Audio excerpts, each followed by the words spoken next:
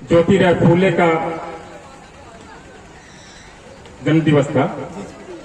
उसके बाद बीपी मंडल जी का पुण्यतिथि और आज अंतिम दिन है। भारत रत्न डॉक्टर भीमराव अंबेडकर जी की जयंती है, 132वीं जयंती। और साथ ही साथ यहाँ ज्ञान विज्ञान मेला का भी आयोजन किया गया है, जिसमें घुड़सवारी से लेकर कुश्ती और मेला का भी आयोजन है, भव्य मेला है।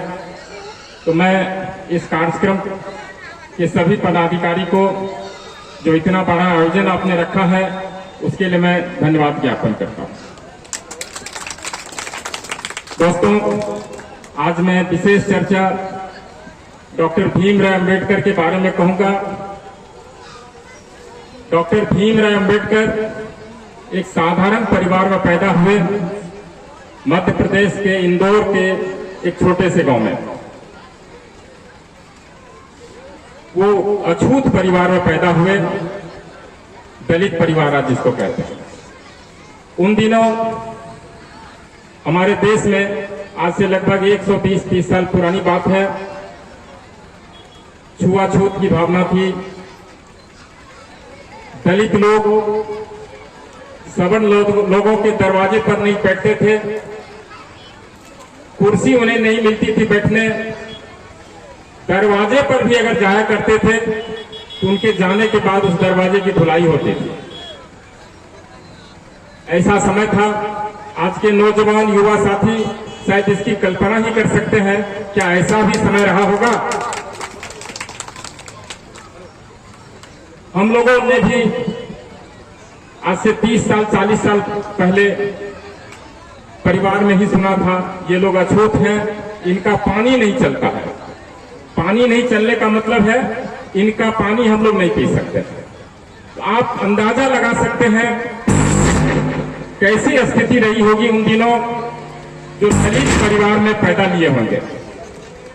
सोच करके भी ऐसा लगता है मानो उनके साथ भगवान ने भी कितना भेदभाव किया होगा।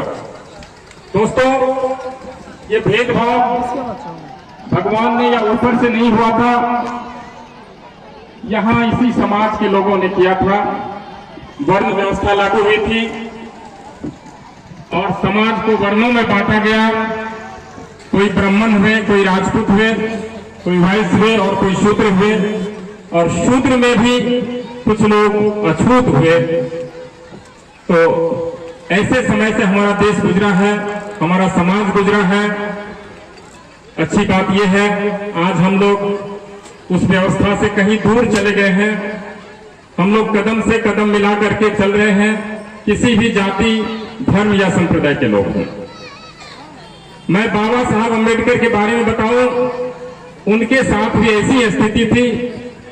जिस प्राइमरी स्कूल में पढ़ते थे वो कोने की सीट में बैठते थे नीचे में, और बाकी छात्र बेंच पर बैठते थे। उन्हें बोला नहीं दिया जाता था, उन्हें घृणा की दृष्टि से देखा जाता था। और इस विषम परिस्थिति में भी उसने उच्च शिक्षा की पढ़ाई की, ग्रेजुएशन तक की पढ़ाई भारत में की। और उसके बाद वो विदेश भी पढ़ने गए, जहां से अर्थशास्त्र में, लॉ में कई डिग्रियां उन्होंने प्राप्त की। स्कॉलरशिप मिला, पढ़ने में बहुत ही मेधावी थे। और बाद में जब संविधान लिखने की बात आई, देश आजाद हो गया, तो एक संविधान की आवश्यकता होती थी। और उस संविधान को लिखने की जब बारी आई